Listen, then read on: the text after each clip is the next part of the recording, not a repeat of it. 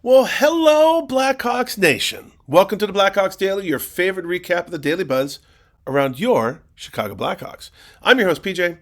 Thank you for joining us all in uplifting this fantastic team, supporting the Hawks as they head into their centennial season. And, we got lots to cover today, as usual. We got 2 games this past weekend, all kinds of fun stuff. So let's dive in, take a look around the old Blackhawks world, shall we? So, we had a great game on Friday night. Let's talk about that one first. Blackhawks versus Canucks at the United Center.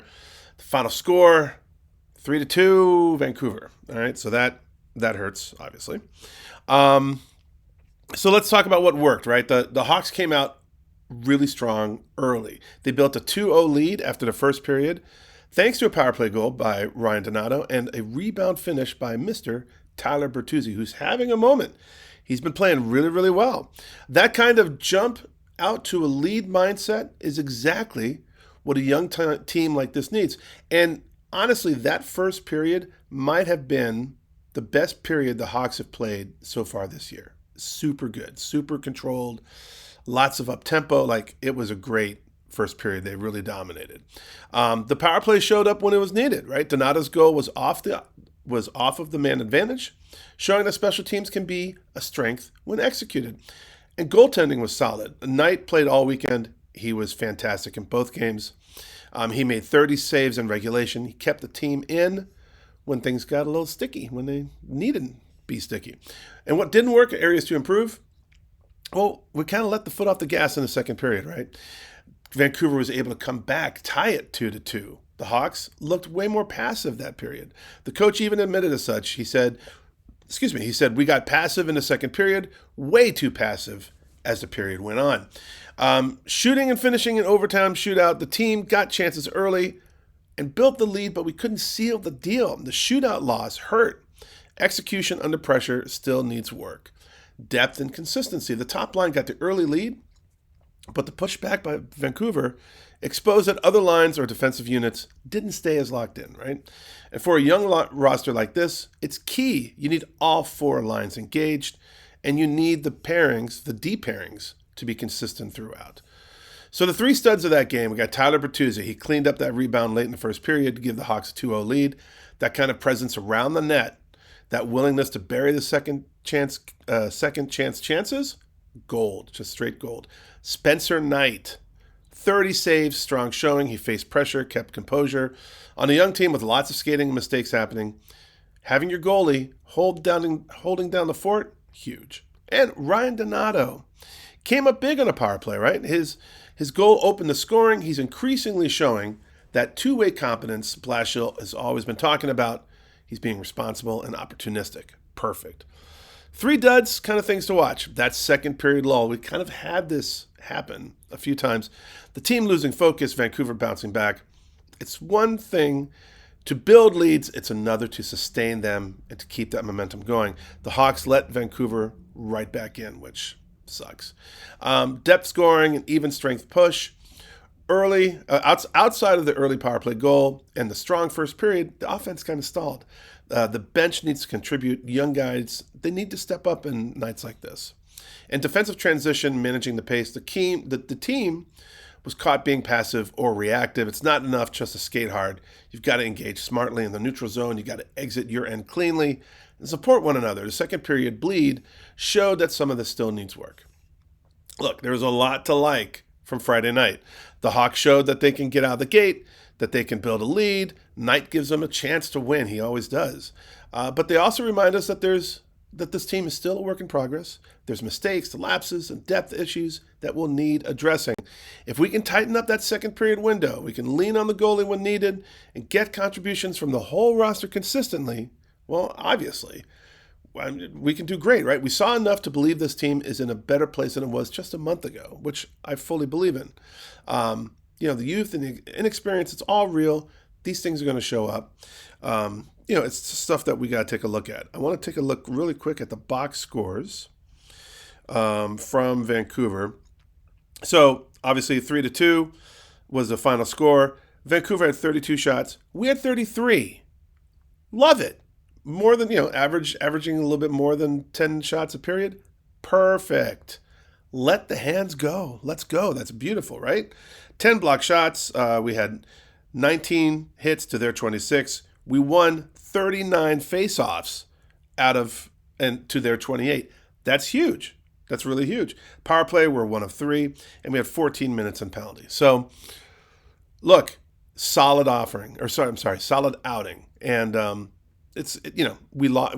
Well, we didn't lose. We lost in a shootout, which sucks. But it's something to build on, right? It's momentum. Vancouver came in scrappy, and like I said, that first period was fantastic. So, lots to build on. So now let's talk about where we did build, and that would be to last night's game. So, last night we played against Anaheim, and we won. We actually should have won just in regulation, to be honest. But we won. We won in overtime. Awesome. Let's talk about that. What worked last night? Goaltending and composure. Spencer Knight, again, standing tall, stopping 38 of 39 shots. He had a .971 save percent average in the game. So he stopped 38 of 39 shots in regulation and in overtime. He kept Anaheim off the board until very late. And in a tight game like this, you need your goalie to be a rock. Spencer Knight has really been proving himself to be that. We had timely scoring and a punch through the middle. The Hawks didn't flood the score sheet, but when it mattered, they delivered. Frank Nazar scored the go-ahead goal early in the third after a second period transition and push. And then in overtime, Ryan Donato, again, love hearing that name, buried the winner off of a sensational play by the team star. Resilience and finishing, Anaheim tied it with 35.8 seconds left in regulation on a power play goal by Mason McTavish. It was actually a 6-4 man advantage. Instead of crumbling, Chicago dug in, we reset, and we got the job done in OT. That's the kind of resilience and temperament you want in a young team. What didn't work? Late game breakdowns. The delay of game penalty by Wyatt Kaiser, total mental flub there. It led to the 6-on-4 tying goal against. It's unacceptable, right? We got Wyatt Kaiser's young. He's fantastic, though. I love this kid. But he's going to learn from this. Discipline needs to be better, especially late in games when you're leading, clearly, right? Scoring chances in power play. The Hawks failed to convert on their power play chances, even though they created solid opportunities. Power play still has to become a reliable weapon, not a maybe we'll get lucky situation. Shot share and puck possession. Anaheim outshot Chicago in certain stretches and generated more chances at times. You can win games like this for sure, but if this trend continues, the Hawks will be flirting with danger more often than not, so we don't want that. The team can't rely solely on heroic goaltending every night, which is true. And speaking of that, let's talk about our 3 studs. Spencer Knight, like I said, rock solid. His saves mattered. He's given this rebuild something valuable. Real stability in net, right? Something that you could actually rely on. We haven't had that in a hot minute. Frank Nazar showed up in the clutch. The goal was methodical. Transition, rebound presence, finish, big time. Perfect. Ryan Donato, heads up, veteran presence. He seized a moment in overtime. His experience showing through. 3 duds, watch points. Wyatt Kaiser, great in endgame, smart plays, but that penalty at the worst possible time erased the momentum, nearly cost us the game. Thankfully, it didn't. Kaiser will learn from this. I'm very, very sure of that. The power play unit, still underperforming. If the top line is going to ride, the power play needs to be more consistent. And shot and possession control. The overall puck battle tilted towards Anaheim at times. Young teams win when they dictate pace. Tolerating too much chasing won't fly in the long term. And then one more thing to mention, which we're going to get into in the third segment.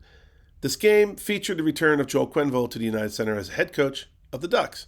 Quenneville, of course, is a former Blackhawks coach with deep ties to our fantastic dynasty era back in the 2010s. His return added an emotional undercurrent and maybe a little bit of extra motivation for the Hawks to make a statement. Who knows, but possibly. When you factor in the context, a young rebuild, the new coach, a veteran core, you can see why this win means more than just 2 points. It's proving a point. So there you have it. We have a gritty win. Lots of positives to build on. Some holes to plug before this team really earns consistent respect. If you're excited about where the team's headed, you should be. I'm excited about it. I mean, to be honest, if we're really thinking about it, I think we're doing better than we thought we would be at this point. Yeah, we got a lot of young guys. We got a new coach, new system. We got to get more role players involved. We got to get better veteran depth around Bedard so he can really shine. But we're doing well, right? I don't know if you can feel it. I can feel it. This team is gelling, which is beautiful. So if you're worried, I get it, but just stay tuned to the Hawks, right? We got some resilience in these bones, and it keeps showing up, which is kind of cool. And let's talk about the box score from last night as well. 2-1, which is great. 30 shots again for us. They had 39, a little bit too much, but we had 30 shots. Average of 10 shots a period. That's beautiful, right? You keep peppering the goalie like that, something's going to happen, which is always good. So I love the fact that our shots are up. We had 12 block shots to 9. We had 26 hits to 30, fairly even. 25 faceoffs won to their 20. Again, in the positive for faceoffs winning. Love that. Power play, we're 0 of 3, which sucks. And we had 10 penalty minutes. So, again, solid game. Great to watch. Tons of fun. Really cool. Moving on from there, let's talk about Quenneville's return and remembering everything, because that really matters. So we're going to take a step back from the on-ice talk, and we're going to focus on something that matters a lot more than goals and assists and wins. Joel Quenneville returned to United Center last night. Of course, we talked about that. Head coach of the Anaheim Ducks. And while it could be just another hockey storyline, it isn't. So Mark Lazarus of the Atlantic wrote an amazing article this morning. That's what I want to talk about. Very powerful piece titled, "As Joel Quenneville and the NHL Move On, Don't Forget What They're Moving On From." And it's one of those articles that forces us to sit with the uncomfortable truth behind a team in an era that so many of us loved and really just hold dear, right? But it's also worth every bit of attention to look at the full picture. So Lazarus opens by reminding us of what happened in 2010, how the leadership of the Blackhawks at the time, including McDonough and Bowman and McIsaac and Blunk and all those guys and Quenneville, failed to act when they were told that then video coach Brad Aldridge had sexually assaulted a player. They didn't call the police. They didn't call HR. They didn't confront Aldridge. They just put the Stanley Cup run ahead of doing the right thing. And their silence matters, right? And because of that silence, because of that inaction, Aldridge went on to assault another young person, this time a child, in Michigan in 2013. Absolutely reprehensible. And that's not something you can move on from, right? You can't just brush it aside. It's part of the story of this franchise now, whether we like it or not. And it's part of hockey's story as well. Lazarus points out that some people involved here had paid a price, right? Quenneville and Bowman were both forced out of the league for several years. Bowman has since resurfaced as Edmonton's GM, and Quenneville was reinstated this past summer to coach the Ducks, of course. But he makes a critical point. Whether that punishment feels enough is something that each of us have to decide kind of for ourselves. When Quenneville met with the media in Chicago yesterday, he didn't dodge questions. He said his time away from the game made him a better person. He admitted that he could have been more forceful. He could have asked more questions and gotten more involved back then. 2020 hindsight, huge duh. Yeah, you definitely should have been more forceful, asked more questions. I mean, come on, you're talking about the safety and sanctity of a person. Like, you got to get involved when you are in positions of power. And if you're not in a position of power and you see something, you got to say something, right? So regardless, keeping quiet during a Stanley Cup run, even though Stanley Cup's awesome and the ultimate goal for every team, that doesn't make it more important than someone's life, right? He said that he since has emphasized accountability and player safety to his new team, that those things come first. But this time, unlike his 2020 return with Florida, there were no tribute videos. There was no ovations, no nostalgia, just polite indifference, right? There was a few cheers, there's a few boos, mostly silence. And the Hawks, celebrating their centennial season, knew better than to make a spectacle of this. And honestly, that's really it's probably how it should be. This isn't about erasing Quenneville's on-ice success. It's about keeping the full story in focus. So he's still going to be remembered as one of the greatest coaches ever. He's still probably going to make the Hall of Fame someday. But as Lazarus writes, when that day comes, yes, let's celebrate Quenneville, but also let's not forget Kyle Beach. We can't forget the other victim, the John Doe, and we can't forget that child in Michigan. So hockey moves on. It always does. All sports move on. But a part of moving on and a part of moving forward is remembering so that it never happens again. So that's my hope, that we keep in focus and seriously that this subject never comes to fore again. Because then if someone sees something and they say something, hopefully it gets nipped in the bud and we can move on. So that being said, thank you for letting me get on my high horse there for a second. Let's take some hot takes. So some of these are a little off because they're from the last video, which was Friday. But, great comments, so I want to get to them. Beans7014, repeat offender. He says, the Madhouse of Madison is going to be rocking tonight. He's talking about Friday night. Let's go Hawks. With you, buddy. It was rocking. Unfortunately, didn't come out the way we wanted to. Last night was rocking as well. It did come out the way we wanted to. Madhouse on Madison is back, baby.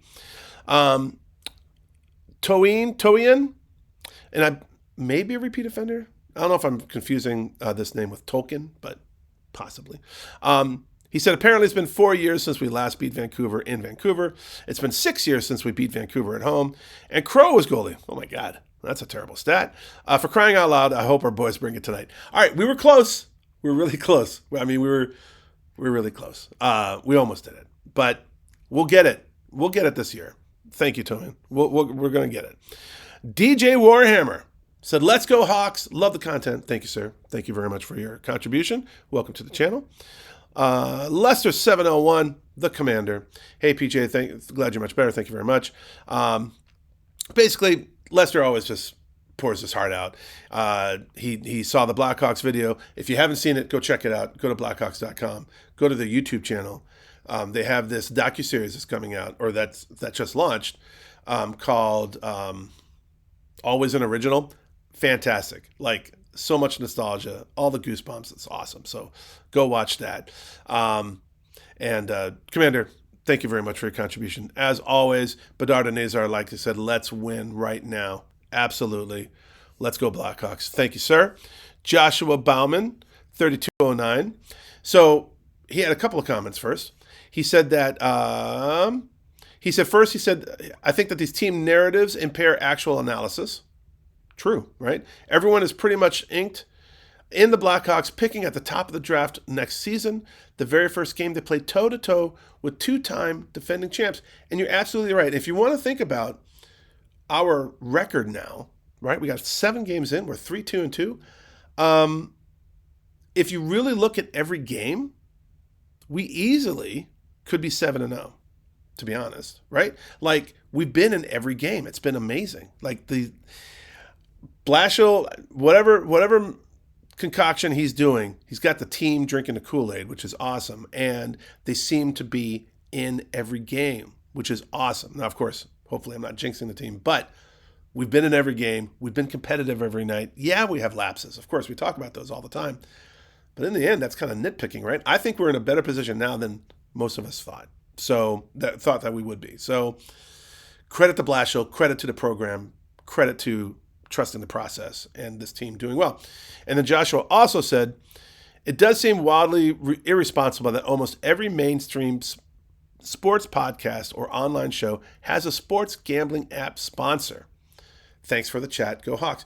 And that's true. We've been talking a little bit about gambling and the dangers of gambling and how prevalent it is, which is, great if you're the occasional gambler. But if you have a problem, this is, and you have addictive personality or whatever, and like this thrust into your homes, into your phones of just being able to gamble whenever you want, just really dangerous for those people who are more vulnerable. And I'm not a big fan. So thank you, Joshua. Thank you for mentioning that.